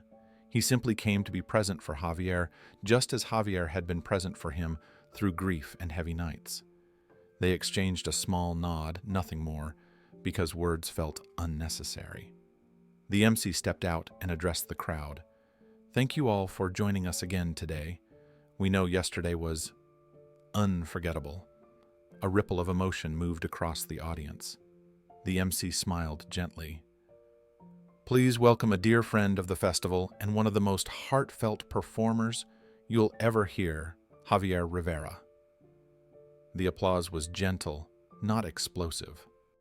It was the kind of welcome that felt sincere, like the audience wasn't cheering for entertainment, but for connection. Javier stepped onto the stage, took his place behind the microphone, and looked out at the faces gathered before him. There weren't thousands this time, maybe a few hundred, but every single one of them watched him with quiet attention, as if they understood the weight he carried with him. Before he started, he spoke softly. "Yesterday changed us," he said, "and today I want to honor someone who helped remind us of our humanity." He paused, lifting his guitar slightly. "Keanu Reeves is a brother to me in grief, and yesterday he became a healer through song. This first piece is for him." The crowd murmured with warmth. Some clapped, some simply nodded. From the wings, Keanu lowered his head, moved by the dedication. He didn't shift his weight or step forward. He stayed in the shadows, exactly where he preferred to be. Javier strummed the first chord. It hung in the air like a breath drawn slow and long. The song he chose was a ballad he had written months earlier while caring for his mother. It was about loss, yes, but also about rebirth, about the quiet strength it took to stand again after life had taken something precious. The melody floated across the valley, tender and raw, unfiltered by effects or heavy accompaniment.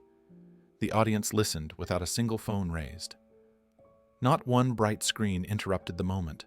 People closed their eyes, held hands, or pressed palms to their hearts.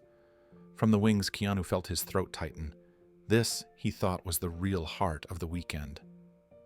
Javier's voice carried a tenderness that seemed to wrap itself around everyone listening. His chords were steady and slow, each one carefully placed, as though he were rebuilding something fragile inside himself with every verse. The song rose gently, not demanding attention, but inviting it the way a small light draws the eye in a dark room. The lyrics spoke of holding a loved one's hand for the last time, of whispering promises into hospital sheets, of the strange quiet that follows when someone you love slips away. But woven through the sadness was a thread of hope, a soft reminder that love doesn't vanish when a heartbeat stops. It changes shape. It settles into memories, into music, into the courage to keep living. A woman in the front row wiped tears from her cheek. A man behind her placed a comforting hand on her shoulder. Farther back, two teenage girls hugged each other tightly. The valley seemed to listen with them, the mountains catching Javier's voice and sending it back with a gentle echo. Keanu watched every moment from the shadows. The emotion in Javier's singing wasn't just performance, it was truth. It was grief transformed into something beautiful, something that could be shared without breaking. Keanu knew how hard that was, how exposing it felt to stand before people with your heart in your throat. He admired the courage it took. As Javier neared the bridge of the ballad, his voice climbed not in power, but in vulnerability. The crowd felt it, the rawness of the moment pressing into them like a warm hand. Some lowered their heads, others looked skyward. A few simply closed their eyes and let the sound move through them. When Javier reached the final chorus, he softened his strumming, letting the words drift like leaves falling slowly to the ground. And in the quiet after sorrow, where the broken learn to stand, I will rise again tomorrow, with your memory in my hands. The last line lingered in the air long after the guitar fell silent. Javier let the moment breathe, eyes glistening as he absorbed the stillness that followed. The audience didn't applaud at first. They simply sat with the feeling, letting the song settle inside them. Then slowly, soft applause began. Warm, respectful, genuine. Javier bowed his head, once grateful but overwhelmed. He stepped back from the microphone and took a long breath, grounding himself before looking toward the wings. He didn't call out. He didn't need to. His eyes found Keanu, and Keanu offered a small nod, a quiet acknowledgement of the weight they both carried, and the way music helped them bear it. Javier returned to the mic. "Thank you," he said softly. "Thank you for listening with your hearts. This weekend, it meant more than I can say." The crowd responded with another wave of gentle applause. Backstage, Keanu felt something ease inside him. This was the moment that mattered, not the viral videos, not the articles, not the sudden attention. This performance, this truth, this healing, this was why he had come. To honor Javier's mother, to stand with his friend, to let grief turn into something that could move others. As Javier continued his set, Keanu stayed exactly where he was, half hidden, fully present, grateful for a weekend that revealed not chaos, but the quiet resilience of the human heart. The sun was dipping behind the foothills by the time Keanu rolled his motorcycle out from behind the artist parking area. Most of the festival staff were still packing equipment, but no one stopped him. No one called his name, and no one tried to capture a last-minute interview. They had seen him the night before, and something about the way he carried himself now told them he wasn't looking for anyone's attention. He just nodded politely, strapped his helmet to the back of the bike instead of wearing it for the moment, and walked it a few feet toward the quiet exit road. The valley air was cool, touched with the faint scent of dust and pine. When he finally swung his leg over the motorcycle and settled into the seat, he took one last look toward the distant stage where Javier had poured his heart out only hours earlier. The spotlights were off now, the field was nearly empty, but the memory of the music still lingered inside him. He started the engine. The low rumble felt grounding familiar, like an old friend's hand on his shoulder. When he eased onto the winding road leading away from the festival grounds, the sky above him was painted in the deep blues of early evening. A thin crescent moon hung low like a quiet witness to everything that had happened. He didn't speed, he didn't weave. He rode with the calm of someone who had carried too much weight for too long and had finally set a piece of it down. The wind pressed against him gently as the miles stretched ahead. He let it wash over him, clearing the noise in his mind. In the hum of the engine and the steady rush of air, he found the space to reflect. He thought about Javier, about the bravery it had taken for his friend to stand on that stage and bare his soul in front of strangers. Javier's voice had carried the shape of his grief, the memory of his mother, and the strength it took to keep going. Keanu felt humbled by it, inspired, grateful. Then he thought about the crowd from the night before, the fear in their eyes, the way tension had risen like a storm cloud, waiting to break. The moment he saw the teenage girl on the ground, dazed and afraid, the way the pushing had become dangerous, how quickly things could spiral when people felt trapped and powerless. And he remembered sitting at the edge of the stage, guitar in hand, singing words he had never imagined he would sing in a moment like that. Mad world. Mad world. The lyric drifted through his mind now, carried by memory rather than fear. He had always known pain. He had always known loss, but he had never expected that those experiences, the ones that once hollowed him out, might one day become something he could offer others. He rode a few more miles before a small smile found its way to his face. Maybe a quiet act could still speak louder than anything else. He wasn't sure if people would remember the moment a week from now. The internet moved fast. Stories came and went, attention faded, but that didn't matter. What mattered was the stillness that had settled over the crowd, the peace that had replaced panic, the way thousands of people who didn't know each other had breathed in sync for a few minutes under a dark sky. Something in him felt lighter because of it. He tightened his grip on the handlebars and continued riding into the night, letting the road unwind beneath him like a ribbon leading home. The road curved gently, winding through stretches of open land and clusters of trees that swayed under the soft night breeze. Keanu breathed deeper with each mile. He didn't rush. He let the engine hum at a steady rhythm, the kind that didn't demand control or force, just presence. The sky grew darker, the moon brighter, and the horizon widened as he left the noise of the festival far behind. Every so often, a memory from the night before surfaced. The sight of strangers linking hands during Hallelujah. The way the angry shouts had quieted into stillness. The moment Javier's song filled the valley like a soft tide rising around every person there. He let each memory drift through him, not pushing any away, not clinging to them either, just letting them settle where they needed to. The motorcycle's headlight cut a narrow path ahead, catching glimpses of road signs and patches of wild grass. It felt like the universe was offering him the simplest possible reward space. Not applause, not praise, just an open road wide enough for him to breathe in.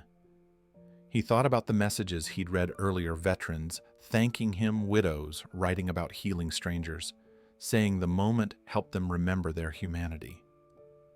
He hadn't known what to do with those words at first. He wasn't used to being seen as anything other than an actor, a performer, a face behind characters. But what happened last night wasn't acting. It wasn't film. It wasn't performance. It was real.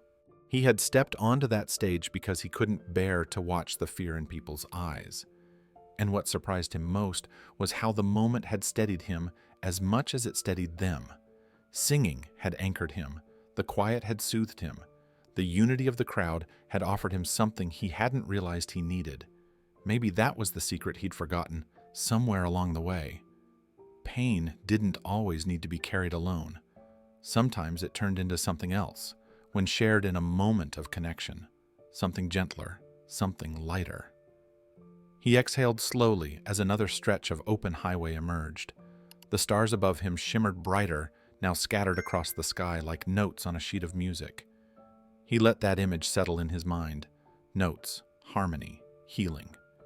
He didn't know if anyone would talk about this moment next week, or if the world would simply move on to the next headline. But he knew what the moment meant to him. It reminded him that even in a world that often felt chaotic, fractured and loud, there were still pockets of quiet that could hold people together. As the city lights of Los Angeles finally appeared in the distance, glowing softly against the dark horizon, he felt something he hadn't felt in a long time. Peace. He didn't smile wide or raise his hands or celebrate. He just breathed steady and calm, letting the night carry him the rest of the way home. Dana Lee sat at her small kitchen table the morning after her article went viral, staring at her inbox with disbelief. She had published hundreds of pieces during her freelance career, but none had ever exploded like this.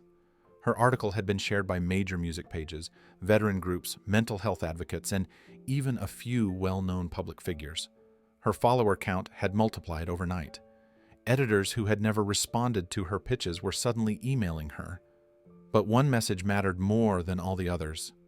Will he talk to you? We'd love an exclusive. Do you think Keanu Reeves will do a follow-up interview? You were there, he might trust you. Dana rubbed her eyes. She wasn't sure he owed the world anything more. But as a journalist, she knew she had to try. Not because she wanted clicks or fame, but because she believed there was something powerful in hearing directly from the man who shifted an entire crowd without raising his voice. She drafted a short, respectful email. Mr. Reeves, I witnessed something extraordinary at the festival. If you would ever consider speaking about it not for spectacle, but for understanding, I would be honored. If not, please know your actions are already speaking loudly. Warmly, Dana Lee. She hesitated for a long moment before hitting send. Hours passed. She cleaned her apartment, made tea, checked and rechecked her inbox. By early evening, she assumed he simply wasn't going to respond. She couldn't blame him. Someone like Keanu, who avoided unnecessary spotlight and preferred quiet, would likely avoid interviews altogether. And after what happened at the festival, it made even more sense that he would retreat, not step forward. Just as she turned off her laptop for the night, her phone buzzed with a notification. A new email from his manager. Ms. Lee. Mr. Reeves has read your request. He appreciates your sincerity. He will not be doing interviews. However, he asked that we deliver something to you. Please provide a mailing address. Dana blinked at the screen, breath catching slightly. She sent her address immediately, unsure whether she should feel excited or humbled. 2 days later, a simple envelope arrived. No return address, no markings, just her name written in neat, sharp handwriting. Her hands trembled slightly as she opened it. Inside, she found a single sheet of thick parchment paper, cream-colored with slightly frayed edges. The ink was dark, written in a slow, intentional script. Sometimes silence is stronger than sound. Thank you for seeing. K.R. Dana pressed her fingertips to the page, overcome by a strange mix of gratitude and disbelief. It wasn't an interview. It wasn't a quote. It wasn't something she could twist into another viral moment. It was something personal, something given with sincerity. She placed the letter gently on her desk and stared at it for a long time, letting its meaning settle. Keanu hadn't needed more words because he had already given the world something deeper. But the letter felt like a bridge, a quiet acknowledgement that her article hadn't been a misinterpretation. She had seen him clearly, and he returned that clarity in the only way that felt honest to him. Silence was stronger than sound. She read the line again and again, feeling something shift inside her. Dana placed the letter in a simple wooden frame the same evening she received it. She didn't choose anything ornate. Keanu's words didn't need decoration. She hung it on the wall above her desk, right beside a sunlit window where the morning light brushed the parchment each day. Every time she passed it, she paused for a moment, letting the words settle into her mind again. Sometimes silence is stronger than sound. It became a guiding thought, shaping the way she approached her work. Instead of chasing loud headlines, she began looking for quieter stories, moments of humanity tucked between the noise of the world. She found herself writing differently, too. Less urgency, more intention. She allowed her sentences to breathe the way Keanu had allowed the crowd to breathe. A week after her article went viral, an editor from a major publication reached out. They had read her piece, then read everything else she had written. They wanted her voice, calm, observant, reflective, to become part of their growing editorial team. "We think you see things most writers overlook," the editor wrote. "Would you consider joining us?" Dana stared at the email with her hand over her mouth. She had spent years hustling pitching, being ignored, being rejected, fighting for bylines that barely paid her rent. She had dreamed of stability, of having a platform where her voice mattered, but she had never expected the opportunity to arrive because of a single festival, a single night, and a single man who chose stillness over spectacle. She accepted the job. On her first day, she placed a small copy of the letter in her notebook as a reminder to stay grounded. Her colleagues asked excitedly about the festival, about Keanu, about whether she thought the moment would have lasting impact. Dana always smiled the same way, softly, knowingly. "It already did," she would say. Her first column at the new publication wasn't about celebrities or entertainment. It wasn't about viral videos or rising artists. It was about gentleness, how modern culture often mistakes quiet strength for weakness, how the world grows louder each year, yet listens less, and how rare it is to witness someone choose calm bravely in the middle of chaos. She didn't mention Keanu by name. She didn't have to. The readers felt the inspiration between the lines. The column spread quickly, much like her original article. Teachers shared it. Therapists shared it. Parents shared it with their children. One reader commented, "This is the reminder I didn't know I needed." And every time Dana saw those words, she thought back to the man on the stage, the one who chose a song instead of authority, peace instead of fear, silence instead of spotlight. When she finally closed her laptop that evening, she glanced toward the framed letter once more. It caught the light just right, the ink glimmering faintly. She whispered almost to herself, "Thank you for seeing me too." 2 weeks after the festival, Keanu received a small envelope forwarded to him through his agency. It wasn't marked urgent. It wasn't from a publication or a nonprofit or a fan club. It was handwritten in blue ink with slightly shaky letters, the kind a young person uses when they're trying very hard to be neat. He opened it that evening, sitting alone at his kitchen table with a cup of tea growing lukewarm beside him. Inside was a folded sheet of notebook paper, the kind torn from a school binder. A pressed wildflower was taped to the top corner. Beneath it, written carefully in the same trembling script, was a letter from Emma, the teenage girl he had helped up at the barricade during the chaos. She introduced herself first. "Dear Mr. Reeves, my name is Emma. I'm the girl you helped at the festival. I fell when people pushed forward. Thank you for picking me up." Keanu paused, remembering her frightened eyes, the way her hands shook as he helped her stand, the moment she nodded when he asked if she was okay. He continued reading. "I didn't tell anyone that I had a panic attack right after. My chest hurt, and I couldn't catch my breath. I've had panic attacks since I was little, but this one felt different. I thought I was going to faint. Everything sounded loud and far away at the same time." Keanu's jaw tightened slightly. He took a breath and kept reading. "But then you sang. I don't know how to explain it. When you sat down on the stage and the lights dimmed, it felt like the world slowed down. When you played the guitar, my breathing stopped hurting. When you sang the words, Mad World, I felt like somebody finally understood how scary everything felt. He rested the letter in his hands for a moment, absorbing the weight of her honesty. He could picture her sitting at her desk trying to put words to something confusing and emotional. He resumed reading. For the first time in years, I felt safe. I don't know why. Maybe because you weren't yelling. Maybe because everyone got quiet. Maybe because you didn't pretend to be perfect. Emma wrote that after the festival, she couldn't stop thinking about the moment everyone sang together, how she felt part of something instead of lost inside the crowd. A week later, her English teacher held a school open mic, and the class was invited to read poems or essays. Emma said she had never once read anything in public before, but she wrote something about that night, something she wanted to share.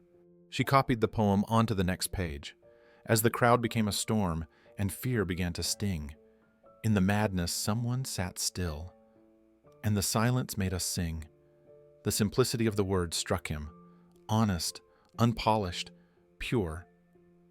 Emma continued, "My friend said it was the bravest thing I've ever done.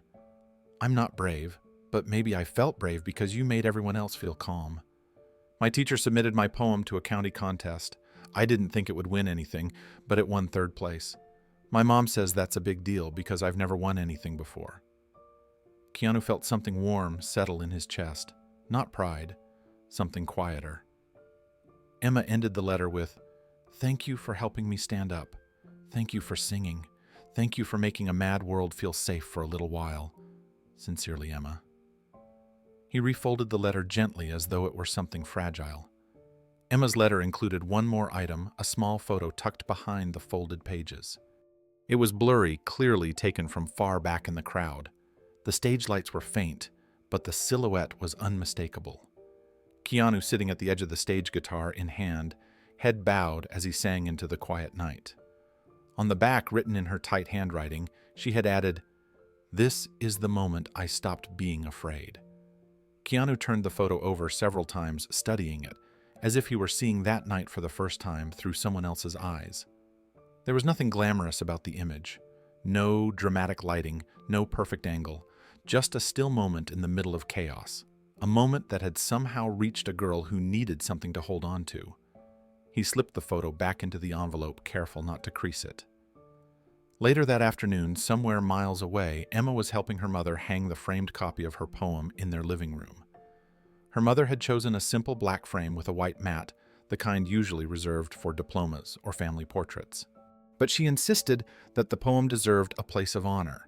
Next to it, she taped the blurry photo of Keanu, though she promised to find a proper frame when they could afford it. For now it sat beside the poem like a companion piece to the memory. Emma stood back and looked at the display. Her mother rested a hand on her shoulder. "You should be proud," she said softly. "Not because you won something, because you found your voice." Emma didn't speak right away. She traced the edge of the poem with her fingertip, remembering the noise of the crowd, the panic rising inside her, the feeling of hands lifting her from the ground, and the calm that washed over her when the first soft chords drifted through the air. "It wasn't really me," Emma whispered. "He made everyone brave." Her mother squeezed her shoulder gently. Sometimes bravery is just accepting peace when it's offered. At school the next day, her classmates congratulated her. Her English teacher asked if she'd be willing to read the poem at a school assembly. Emma hesitated, then nodded slowly. A small part of her wanted to hide, but a bigger part wanted to honor what she felt that night. And far away in his quiet home, Keanu placed Emma's letter on his shelf, beside a few personal keepsakes objects that reminded him of the moments in life that truly mattered. He didn't frame it. He didn't display it. But he kept it where he could see it whenever he needed to remember why gentleness was worth choosing. A blurry photo, a simple poem, a girl who found her courage, and one peaceful moment in a mad world that changed them both. In the weeks that followed, Keanu's performance became more than a viral moment. It became a quiet reference point across music circles, therapy groups, and communities looking for ways to reconnect with something gentle in a world that felt increasingly loud. The ripple wasn't immediate or explosive. It spread slowly like warmth traveling through a room. It began with musicians. A touring singer-songwriter named Riley Cole was one of the first to mention the clip publicly. During a show in Portland, he paused his set halfway through, holding his guitar loosely at his side. "You've seen the video," he said softly to the crowd. "The one where Keanu Reeves sat down and calmed 15,000 people with just one voice and one guitar. I watched it 20 times, and I realized something: we need more of that in here." He dimmed the stage lights and began a small acoustic set, one he had never planned. Just him, a microphone, a guitar, and a room full of people who suddenly leaned in closer. The moment was so well received that he incorporated the healing set into every show afterward. Other musicians followed. A folk duo in Colorado paused their concerts for reflection songs. A rock band known for heavy riffs surprised their fans with a tender acoustic break. Even an EDM producer added a soft, lyrical interlude in the middle of his high-energy performance, explaining afterward in an interview that he wanted to give the crowd a breath. Clips of these moments began circulating with captions like "Keanu's influence, a new kind of encore." The healing set tradition begins. At the same time, veteran groups across the country began discussing the clip in online forums. Many veterans spoke about feeling triggered by the festival's initial chaos and soothed by the sudden shift into calm. A therapist who ran a veterans support group in Phoenix wrote, "We watched the video in our meeting. The moment the crowd turned quiet, several of us cried. It reminded us of how powerful grounding can be when fear is high." Soon after, music therapy nights began popping up in community centers and nonprofit spaces. Small gatherings where people sat in circles, listened to acoustic music, and talked afterward about the emotions it stirred. Some groups used Keanu's festival clip as a starting point, playing it on a projector before transitioning into live performances. One of the organizers, a former Army medic named Jonah, wrote in a newsletter, "He didn't give a speech, he didn't command, he just sang. And that is why it worked." Podcasts picked up the story next. A show called Everyday Empathy invited a fan who had attended the festival. She spoke in a quiet, steady voice. When he sat on the edge of the stage, she said, "I felt like he wasn't performing for us. He was singing with us." Keanu reminded us that music doesn't have to be loud to be powerful. It just has to be real. Her quote went viral. Fans clipped it, shared it, stitched it into short videos with footage of the festival, even wrote it into captions under photos of acoustic instruments. The ripple continued. Independent artists held small sunrise concerts in public parks. One group in Seattle created a rest hour mid-show, inviting people to sit, breathe, and listen. An orchestra in Chicago performed a stripped-down version of Hallelujah in tribute to the night Keanu calmed a crowd. And while people discussed the influences, debated interpretations, and shared stories, Keanu himself stayed silent publicly. He didn't explain the moment. He didn't try to direct the discourse. He didn't attach meaning to what happened. But the world seemed to find its own meaning in it.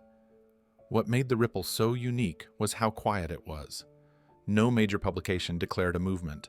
No celebrity hashtag trended for days. Instead, small personal stories appeared across the internet. Little posts written late at night by people sitting alone in their rooms, headphones in, reflecting on moments when gentle music had helped them through something heavy. One teenager wrote on a forum, "When he sang, it reminded me of the way my dad used to calm me down when I was little. I didn't realize how much I missed that feeling." A mother in Texas shared a video of her toddler humming to an acoustic playlist she made after watching the clip, writing, "I think kids understand the softness in music better than adults do." A retired firefighter wrote, "That moment reminded me that sometimes the bravest thing you can do is slow down instead of pushing through." None of these posts were loud enough to catch national attention, but thousands of people read them anyway, and thousands more added their own memories. a tapestry of small truths formed, woven from people who felt seen, soothed, or simply reminded of something they had forgotten.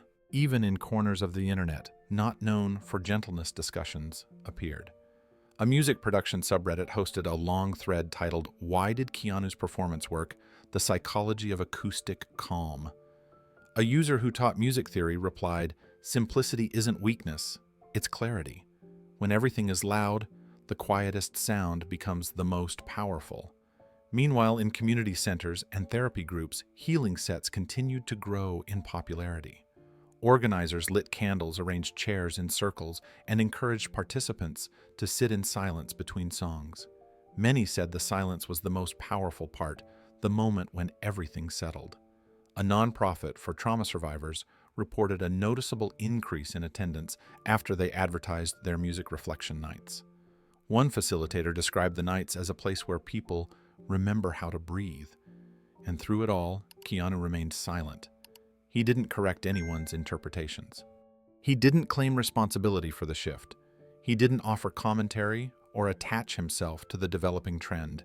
He simply lived his life quietly, reading messages now and then from people who had been touched by the moment, then going back to his normal routines.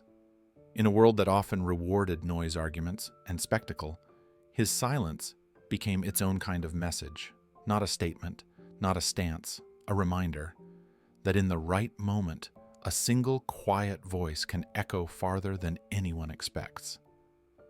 A full year passed before the festival returned to the foothills outside Los Angeles.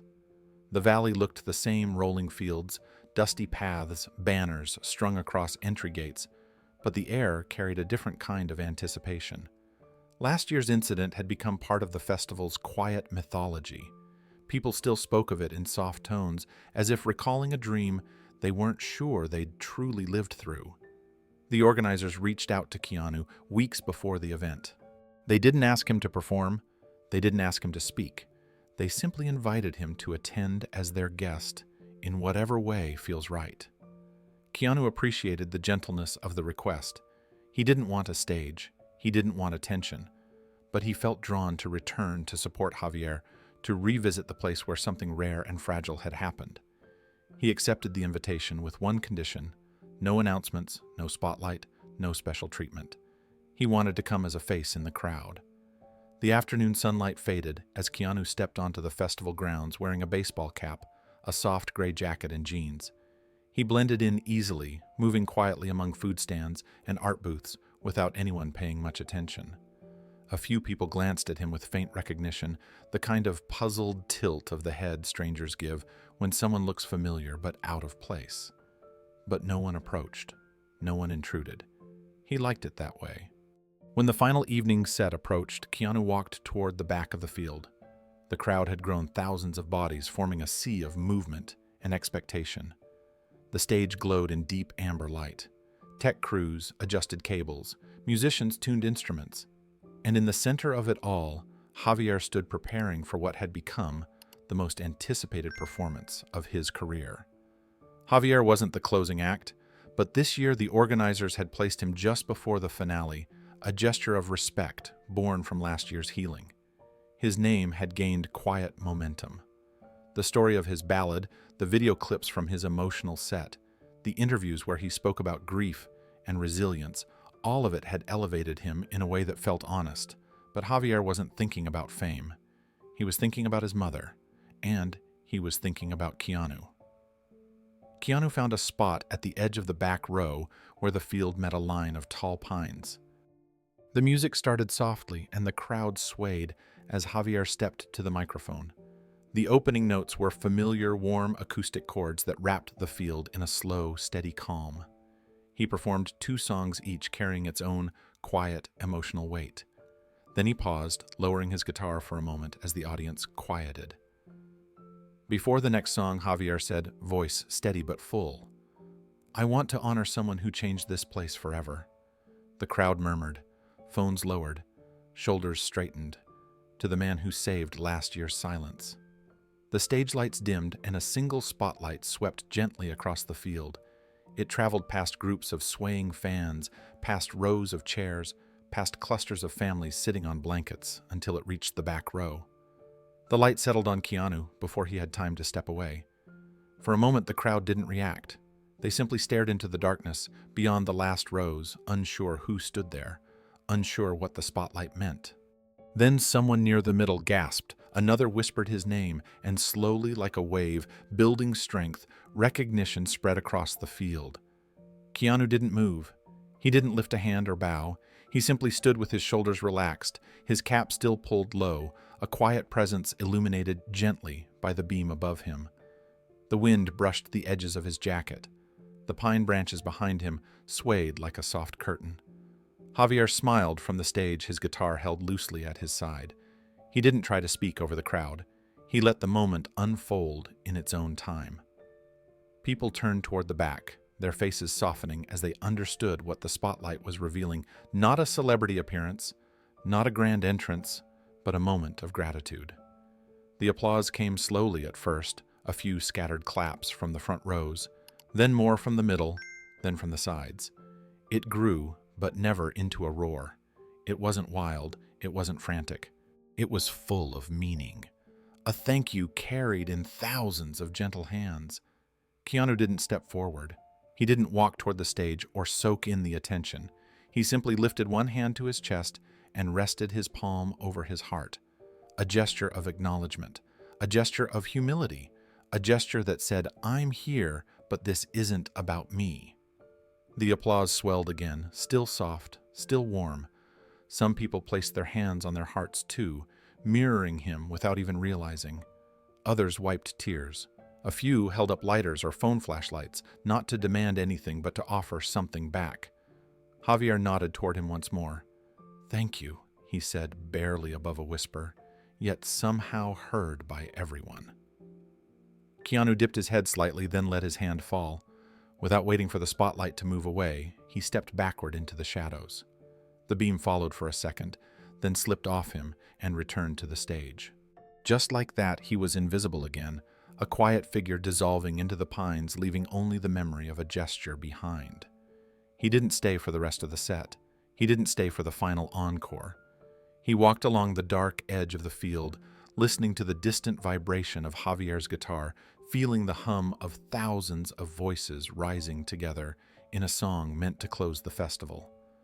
When he reached the edge of the parking area, he paused for a moment and looked back. From far away, the field glowed like a lantern, lit by human connection, soft, flickering alive. He breathed in the cool night air, then exhaled slowly, a sense of peace washing over him. The applause reached him one last time, carried on the wind like a warm echo. Not wild, not chaotic, but full enough to last another year. The night after the festival, long after the applause had faded and the lights across the valley dimmed, a quiet stillness settled over the foothills outside Los Angeles. It was the same stillness that had swept over thousands of people when Keanu sat on the edge of that stage and sang into chaos with nothing but an old acoustic guitar and a fragile, honest voice. It was the same stillness that had stopped hands from pushing, that had softened anger, that had turned shouting into listening and listening into singing. It was the same stillness that had followed him out of the valley 1 year later as he walked into the night after Javier's tribute, choosing the shadows instead of the spotlight piece, instead of attention. A year had passed, but the ripples of that single moment still lingered far beyond the festival grounds. None of the people who had been there had forgotten the way the atmosphere changed when he began singing the first lines of Mad World. Many of them described it in interviews, comments, and conversations as if they were trying to understand something that didn't make sense in a world driven by volume and noise. How could one man quiet a storm without raising his voice? How could music sung without perfection or power restore calm to a crowd? Moments away from breaking, in a time where arguments outshout reason and frustration rises faster than kindness, that moment stood out like a clean breath in a polluted room. People replayed it not because of celebrity and not because of performance value, but because of what it revealed, the possibility that sometimes the human heart responds more deeply to gentleness than force. Across social media, discussions began about the idea of quiet leadership. Teachers used the clip to show students the effect of staying calm during panic. Mental health advocates shared it as a reminder that grounding moments can change emotional direction. Musicians added acoustic reflection sets to their tours. Even veterans groups referenced the clip when talking about emotional regulation, describing how simple melodies had helped them process pain long before therapy language existed.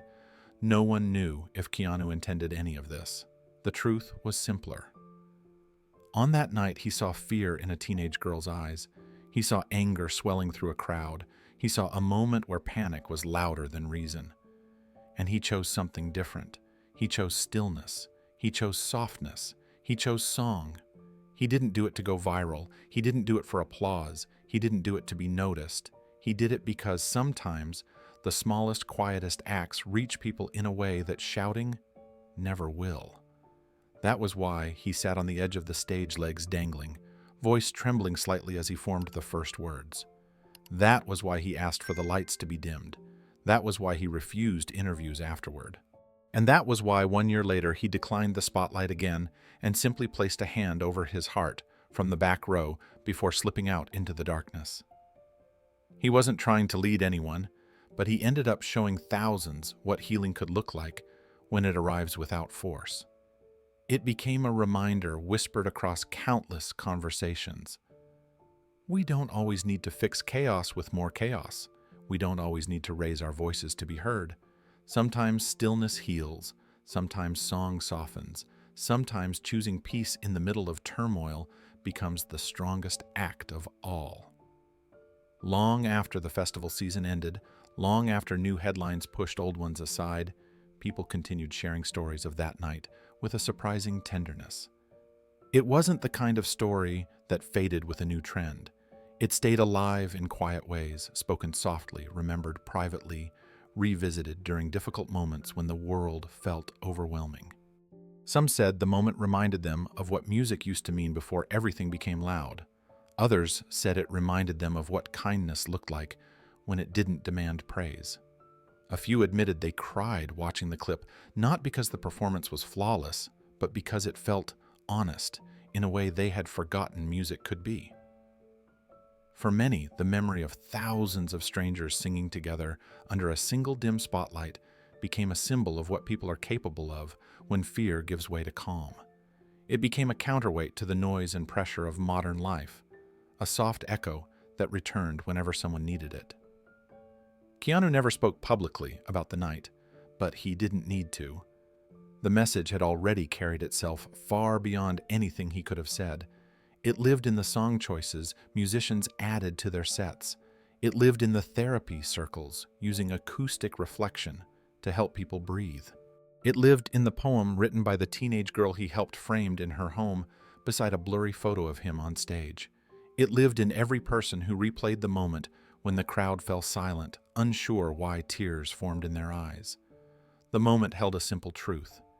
Even in a world full of noise, a quiet act can cut through the chaos. And even in a world full of shouting, a gentle voice can still lead. The reflection the video leaves the audience with is not about celebrity performance or fame. It's about the way a simple choice, one calm breath, one soft tone, one vulnerable song can shift the direction of a storm. Keanu's action reminds us that we don't always need answers to bring comfort. Sometimes presence is enough. Sometimes being gentle is enough. And the question that lingers is powerful. What if more people chose to sing instead of shout? What if healing didn't require volume, only sincerity? Have you ever witnessed a moment where music brought peace to chaos? Share it in the comments. What story should we tell next about Keanu's quiet power? Suggest it below.